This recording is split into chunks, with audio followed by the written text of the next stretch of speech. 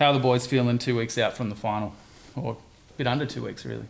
Yeah, it's been good past couple of weeks for us, and the boys are obviously, some of them have had a week off, and some of them are now obviously slowly getting back into process of obviously preparing for that week, and obviously the next 2 weeks will be important for us to make sure that we hit the right form for the grand final on the 9th of August.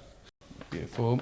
So the club is actually on the brink of achieving something that it hasn't done for over 40 years. No team's done it for 40 years, which is win back-to-back Dockerty Cups. Do you feel any pressure with that? Are you thinking about the kind of back-to-back element? Do you come into this game as reigning champs kind of feeling anything different than you think you would be maybe Heidelberg's dealing with? Listen, I think it's even a historic one for the 10th trophy, the most trophies in obviously history of Victorian Cup competition. So it's something to play for. It's something motivational for all the players and the whole club and the supporters. And hopefully that can spur on the players to give that extra effort to get us over the line. Beautiful. It's kind of been an up and down season for the men's side this year, and in the NPL competition. But obviously, you've made it all the way to the Dockerty Cup final. Do you think a win next Saturday? Do you think a win would kind of make it feel like a successful season? Yeah. Listen. First of all, we have a lot of respect towards Johnny A and Heidelberg. I mean. In the past decade, what Johnny A has achieved with Heidelberg has been exceptional, and his football beliefs are obviously transferred to the Heidelberg team and the way they're playing. But at the same time, from the moment myself, Sam, and the whole coaching staff have come in 7-8 weeks ago, we have been exceptionally good in having a resilient group of players, and at the same time players that are adaptable and willing to obviously change in certain moments of the game to be able to win games of football. And that's actually made us be in a good position now where we're so adaptable and so motivated to do things that this trophy is something that we know is something that we want. And at the same time, I think that the players are ready, especially in the last couple of weeks, the way we go about things. I think we will be ready for that day. Yep. Beautiful. So let's stay on Heidelberg for a little bit. How do you approach a team like that? You've obviously played them a couple of times this year, obviously, in the NPL competition. How do you approach a team like that that's playing really well, that's quite deep? Is there any key players that you think you guys really need to focus in on, or is it more of a whole of squad approach?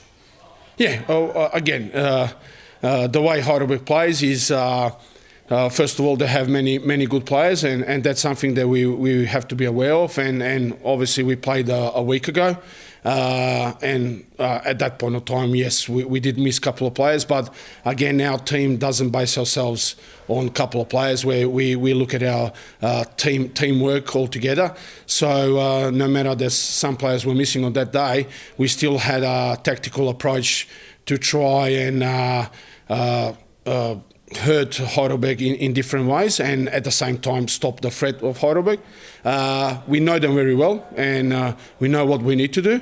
Now it's all about making sure that whatever we set ourselves to do, that we deliver on 9th of August. Beautiful. And so one of the big talking points of the Cup finals itself is that for the first time ever, both clubs being represented in both the Dockerty Cup and in the Nike Cup. What's the kind of feel around the club? Has this season, has it felt a bit different? Has it galvanised the group? Anything like that? Yeah, it's been exciting because, especially from our point of view, from the men's side of things, is you have to understand that every single game that we played in the past 8 weeks has been like a grand final for us. So we're used to that. We're used to pressure.